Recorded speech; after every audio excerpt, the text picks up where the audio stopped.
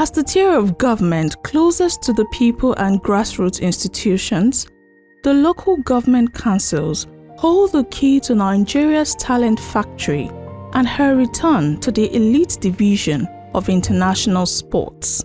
This crucial tier, however, has failed in its duties due to officials' apathy towards sports development and inadequate funding, among other factors. In a society where everything is concentrated in the hands of the state governor, you can hardly see any local government rich enough to build stadia or standard community playgrounds. Apart from financial constraints, Bayo Olaoye of our news department states this in this special report that local councils have not been adequately educated about their roles in sport talent discovery and development. Across the country, only a few local councils have both developed sport facilities such as stadia and indoor sport halls, and even when such facilities exist, they are used by outsiders because most councils lack development programs that promote routine use of such structures.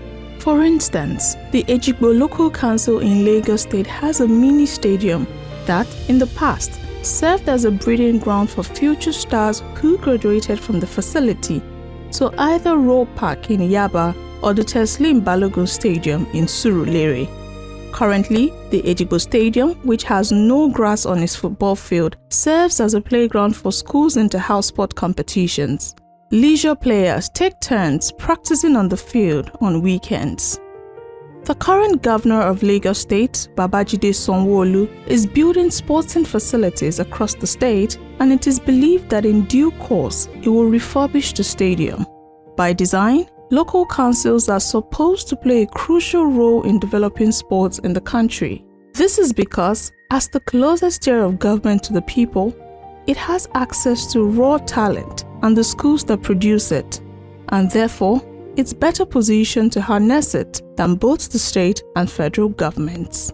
In the immediate post-independent years up to the late 90s, local governments had defined roles in sports development, as the talents they presented at interlocal government sport festivals and various statewide championships were recruited by states for national championships, where they faced stiff opposition. It is through these national championships that the country selects its athletes for international competitions.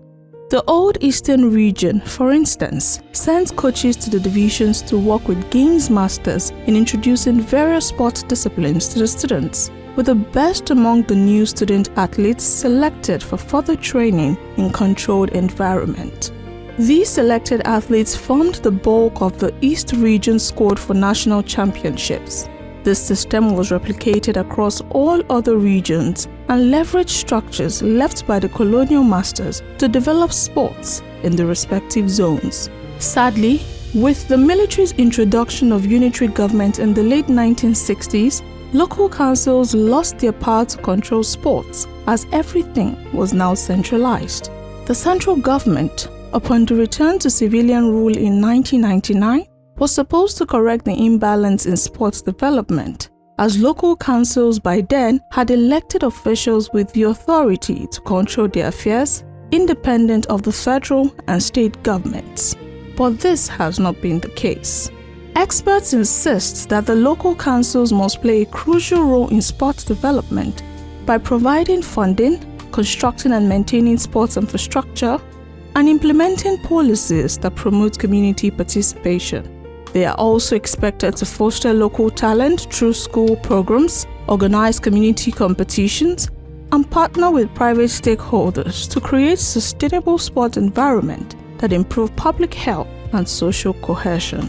However, most local councils have abdicated their roles in promoting and developing sport because they are hampered by the way their officials are appointed to office, as well as by the suffocating influence of the state government.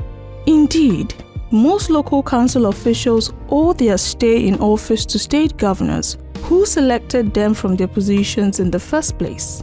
They can only do or embark on programs to the extent that the state governors permit them. A principal officer in local council in Lagos State, who pleaded anonymity, said that the council had in the past tried to organize community competitions, but these efforts did not materialize because the council lacked the resources and manpower for such ventures. A former chairman of the Lagos State Sports Council, Mr. Kweku Tando, blamed the various sports commissions and councils for not fully integrating the councils into their structure and planning. Mr. Tando pointed out that it was the duty of the state sports commissions to engage with the councils for effective talent discovery and development, adding that Nigeria's recent fiscal policy, which gives councils direct funding from the federation account, had given them the best opportunity to support grassroots sports development if the state sports commissions are well engaged.